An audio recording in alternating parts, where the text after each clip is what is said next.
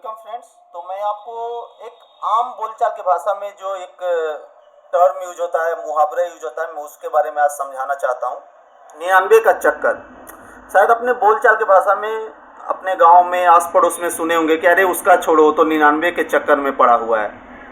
और CBSE board वाले या जो अंग्रेजी ज़्यादा समझते हैं उनके लिए मनी बैग हॉक्स एक्सप्लेनेशन, इसको मनी बैग हॉक्स बोलते हैं। मतलब वो पैसे बटोरने के फेरा में लगा हुआ है। ठीक है, तो आप देख रहे होंगे मेरे स्क्रीन पे आपको 4 इमेजेस दिख रहे हैं। तो मैं आपको ये इमेज का थोड़ा हेल्प लूँगा और एक छोटा सा स्टोरी का हेल्प लेके मैं आपको ये प्रॉब्लम समझाऊंगा कि ये 99 का चक्कर होता क्या है, ताकि आगे से जब कोई आपके बारे सामने बोले ना, तो अभी हम लोग क्या फील करते हैं ना, मैं समझता नहीं हूँ लेकिन हाँ हंस देंगे कि हाँ सही है, बिल्कुल सही बोल रहे हो।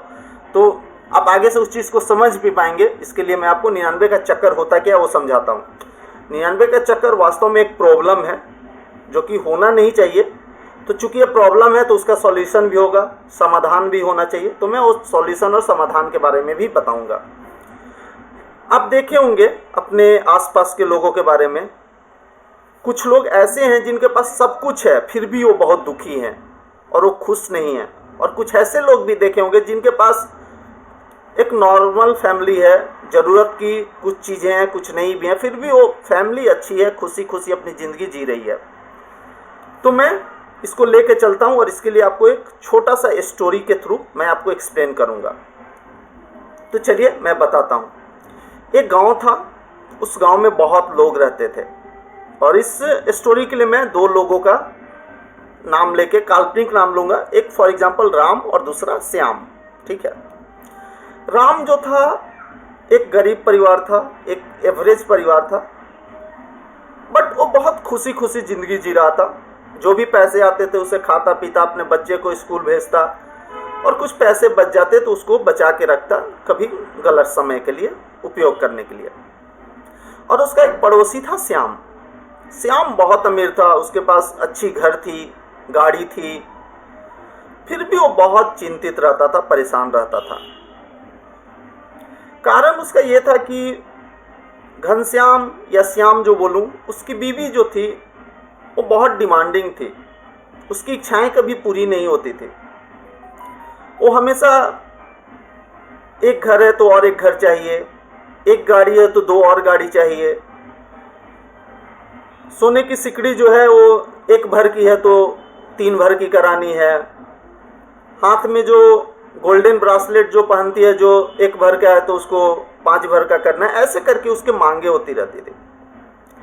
चूंकि घनश्याम पैसे वाला था, वो इच्छाएं पूरा करते भी रहता था, फिर भी जैसे कि हम जानते हैं इच्छाओं की कोई अति नहीं होती। इच्छाएं तो अपने आप में इन्फिनिटी है, उसकी कभी पूर्ति नहीं हो सकती। तो उसी पूर्ति में घनश्याम लगा रहता था। जितना भी पैसा कमाता, मतलब सिर्फ मैं उसकी बीवी को दोषी नहीं दे रहा हूँ, आप ऐसे लोग से मेरा सहानुभूति है। मैं जो डिमांडिंग है वो डिमांडिंग होना भी चाहिए, बट अति डिमांडिंग नहीं होना चाहिए। तो घनश्याम का मतलब यही था। और घनश्याम भी धीरे धीरे इस चीज़ में पड़ के वो हमेशा सिर्फ पैसे कमाने के बारे में ही सोचता था, उसके अलावा और कुछ वो सोचता ही नहीं था। जिसके कारण क्या था कि उसके पास जो था वो उसे दिखता नहीं था और पैसा कहाँ से आ जाए सिर्फ इसी में लगा रहता था। और दूसरे साइड जो राम था, आता था, एक नॉर्मल ज़िंदगी जीता था और अपने आप को खुश रखता था, अपने फैमिली को भी खुश रखता था। तो एक दिन बीवी ने घनश्याम से पूछ डाला कि हम लोग के पास तो सब कुछ है, बहुत पैसे हैं, घर हैं, गाड़ी है, फिर भी हम लोग खुश क्यों नहीं रहते हैं, जबकि बगल वाला राम जो है उसके पास तो कुछ नहीं है, फिर भी उसके बच्चे और परिवार बहुत खुश रहते हैं। तो घनश्याम ने बोला, मैं आपको समझाता हूँ कि हम लोग खुश क्यों नहीं रहते हैं। क्योंकि घनश्याम इस चीज़ को कुछ तरह से समझता था, बट वो मजबूर था। तो उसने अपने तिजोरी में से 90 सोने के सिक्के निकाले और एक थैली में बंद करके राम के आंगन में फेंक दिए रात को 12 बजे।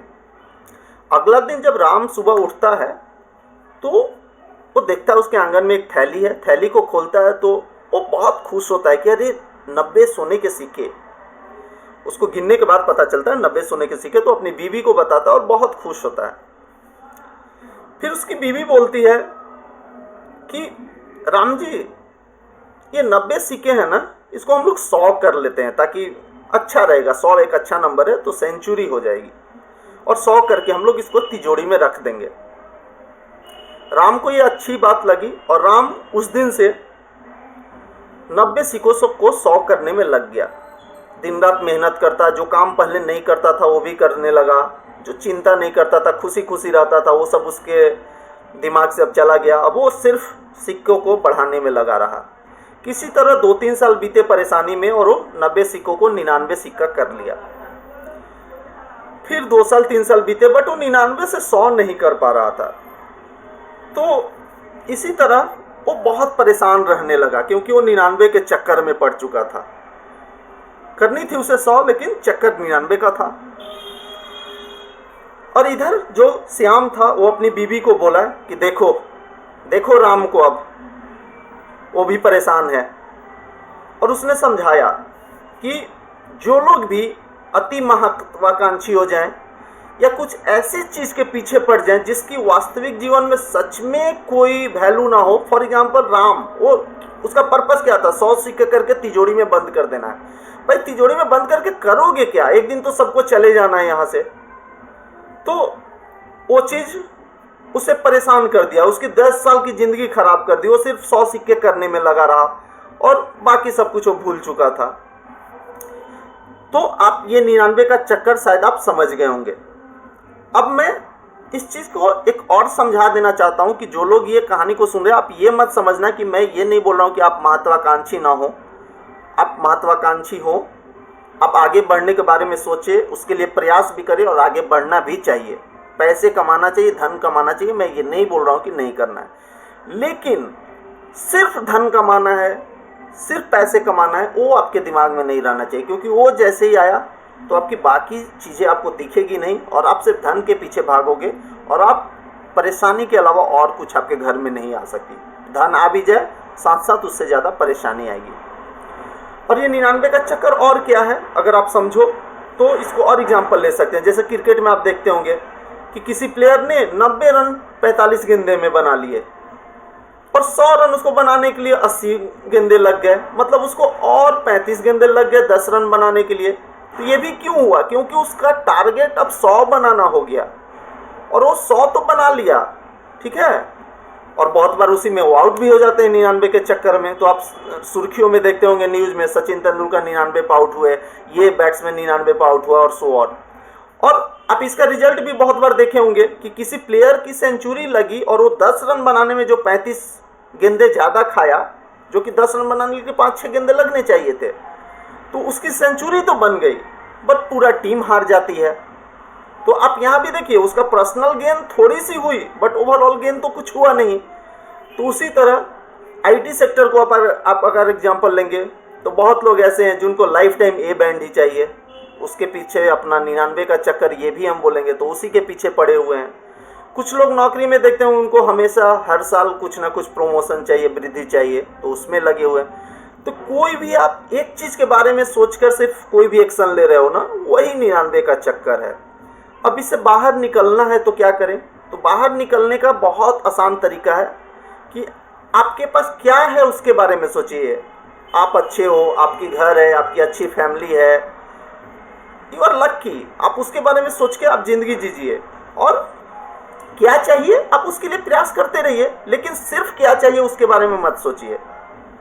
तो आप बहुत आसानी से इस चीज़ से बाहर निकल पाएंगे।